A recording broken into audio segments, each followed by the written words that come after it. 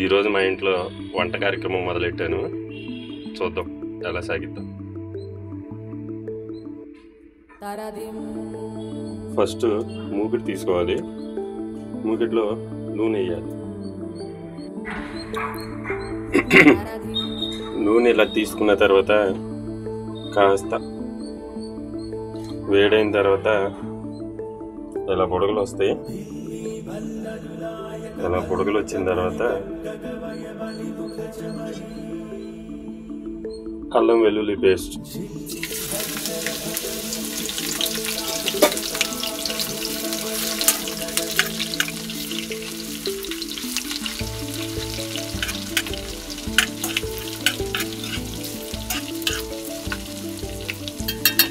మంట ఎప్పుడు సిమ్లోనే ఉండాలి, మరి ఎక్కువ పెట్టుకుంటే మాడిపోతాయి.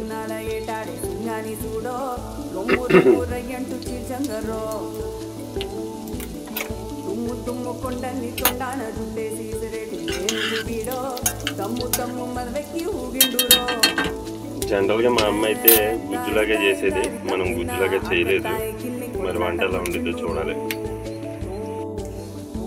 తర్వాత ఉల్లిపాయలు వేయాలి.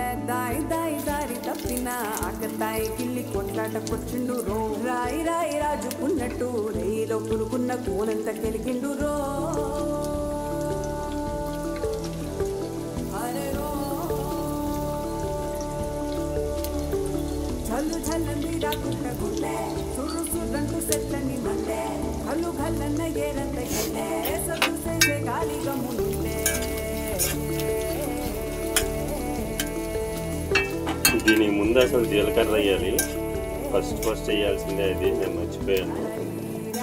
ఫస్ట్ జీలకర్ర, తర్వాత అల్లం వెల్లుల్లి పేస్ట్ వేయాలి.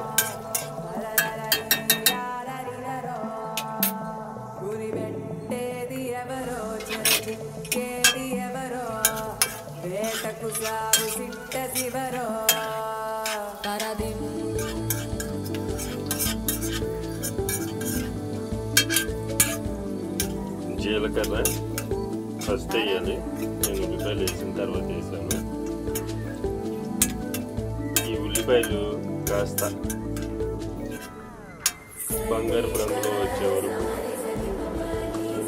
మగ్గనివ్వాలి.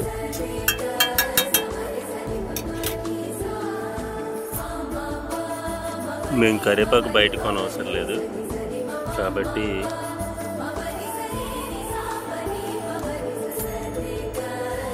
కరివేపాకునే పోసుకున్నాం అన్నమాట. కరివేపాకు బ్రౌన్ కలర్లో వచ్చే వరకు చేసిన తర్వాత అలా బ్రౌన్ కలర్లో రావాలి. వచ్చిన తర్వాత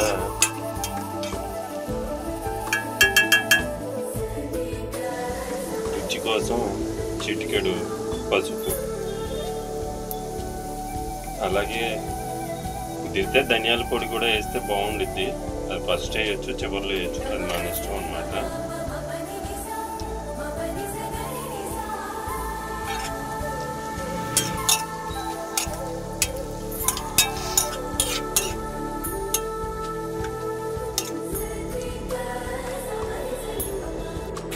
తర్వాత నేను ఆల్రెడీ ఫ్రోజన్ ఫుడ్స్లో బఠానీలు తీసుకున్నాను.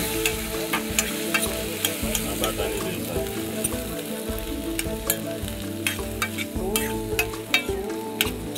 శుభ్రంగా కట్టి ఫ్రిడ్జ్లో పెట్టాను.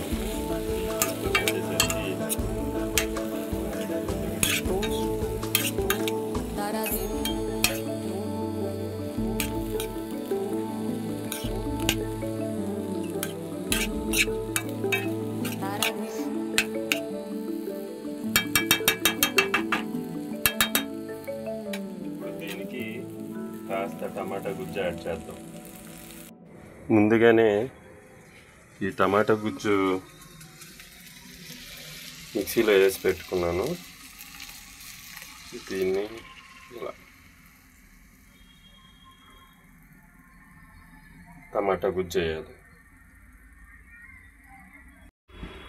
టమాటా గుజ్జు యాడ్ చేసిన తర్వాత కొంచెం ఆ గుజ్జు పోసిన దాంట్లోనే కొంచెం నీళ్లు పోసుకోవాలి. తర్వాత ముందుగానే కట్ చేసి పెట్టుకున్న క్యాప్సికమ్, క్యారెట్, బీట్రూట్, బంగాళదుంప ఇవన్నీ వీటిలో వేసేయాలన్నమాట. అన్ని కూరగాయలు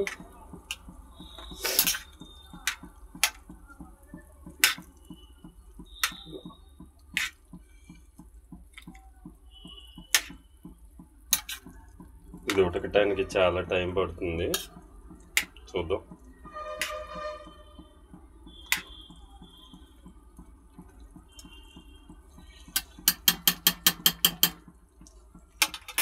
ఇలా కూరగాయలన్నీ వేసిన తర్వాత తగినంత ఉప్పు వేయాలి. చక్కగా ముక్కంతా బాగా ఉడికిందో లేదో కూడా చూసుకొని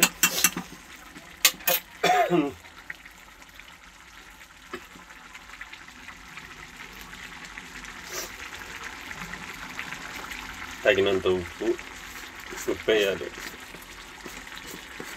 కాస్తంత ఉప్పు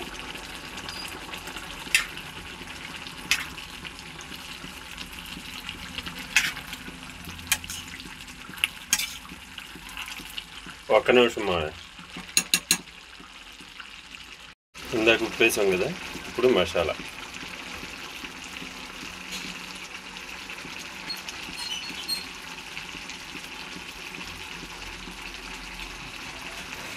ఉప్పు కొంచెం తగ్గినా పర్లేదు, ఎందుకంటే చివరిలో అయినా కలుపుకోవచ్చు. ఒకసారిగా ఎక్కువ వేసుకుని ఇబ్బంది పడమాకండి. చివరిలో అంతగా సరిపోతే మళ్ళీ ఉప్పు వేసుకోవచ్చు. కావలసినంత.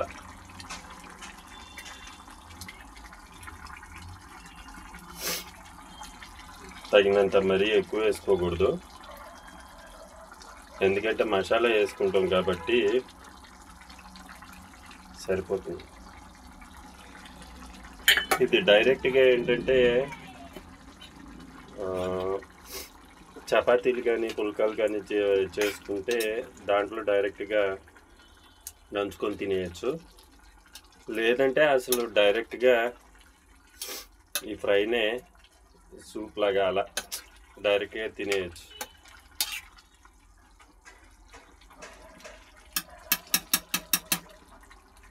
బాగా ఉడకాలి, ముక్క ఉడకాలన్నమాట.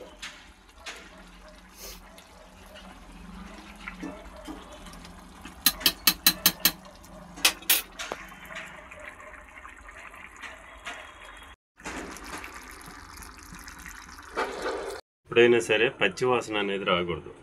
పచ్చివాసన వస్తే మనం తినలేం. కాబట్టి ఫస్ట్ మీరు గమనించాల్సిందే. బాగుంది, వాసన అయితే బాగుంది, చూడాలి మరి ఎలా ఉండిద్దో, టేస్ట్ ఎలా ఉండిద్దో చూడాలి. కలర్ఫుల్గా అయితే ఉంది, అంటే చూడటానికి ఆకర్షణీయంగా ఉంది. చూద్దాం.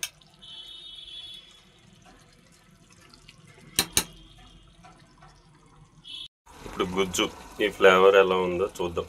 అంటే ఈ కలుపుకోవాల్సింది ఇదే కాబట్టి ఇప్పుడు ఈ గుజ్జు టేస్ట్ ఎలా ఉందో చూద్దాం.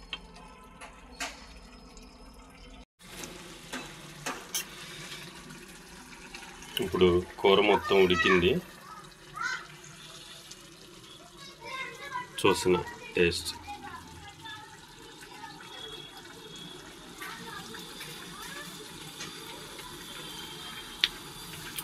సూపర్, అసలు ఎక్సలెంట్ అన్నమాట.